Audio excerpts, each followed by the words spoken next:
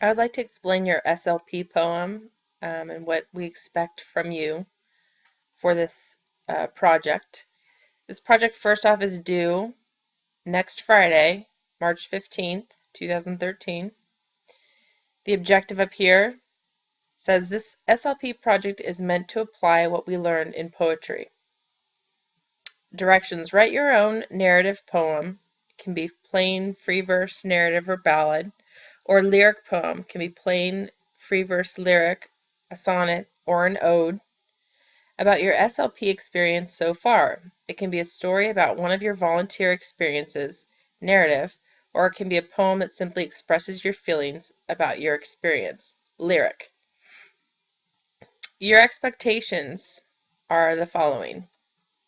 1. The poem must be at least 10 lines long.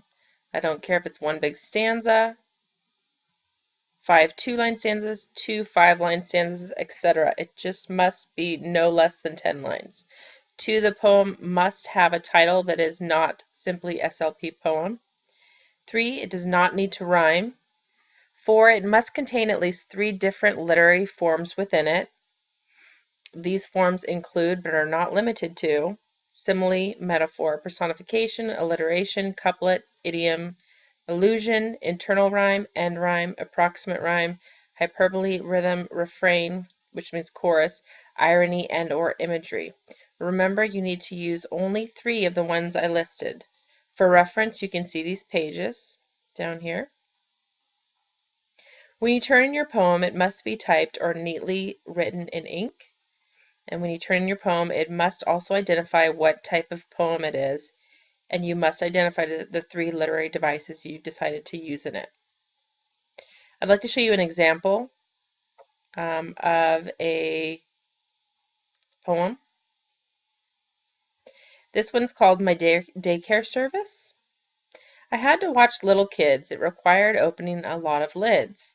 I am glad none of them wore diapers, then I would have to watch Dora, Boots, and Swiper. Although they did eat a lot, they still couldn't tie a knot. I had to wipe a few runny noses. That really wasn't all joy and roses. But working for Mom was fun. It felt like a smile from the sun. So this particular student did a lyric poem, and she actually used 4 things: couplets and end rhymes all through the poem. She used a simile. It felt like a smile from the sun. Like being the key word there, right? Comparing 2 things. Personification, smile from the sun. Remember, personification is when you make something human that isn't normally human, that isn't human. And then also she used imagery, joy, and roses. So again, we can talk more about this in class if you need. If you have questions, just ask. Good luck.